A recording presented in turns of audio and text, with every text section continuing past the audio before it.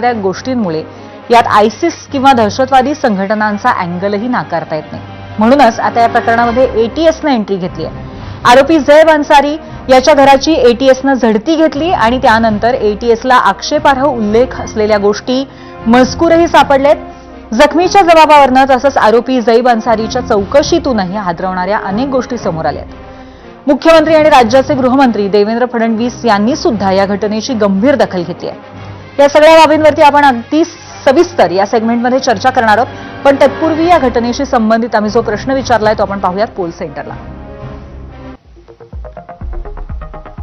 आजचा दुसरा प्रश्न, मीरा रोडमध्ये धर्म विचारून सुरक्षा रक्षकांवर उच्च शिक्षक तरुणाने केलेल्या हल्ल्याला काय कारण असू शकतं, काय कारणं असू शकतात, किंबहुना माथेफिरू असणं, धार्मिक कट्टरतावाद किंवा दहशतवादी कनेक्शन, यापैकी आपल्याला काय वाटतंय, तुमचं मत जरूर आम्हाला सांगा.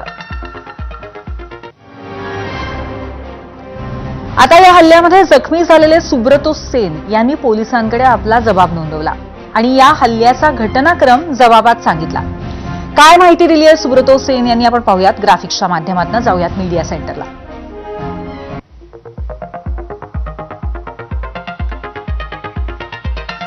तर नेमकं काय घडलंय, जखमी वॉचमनने सांगितलेला घटनाक्रम आहे हा.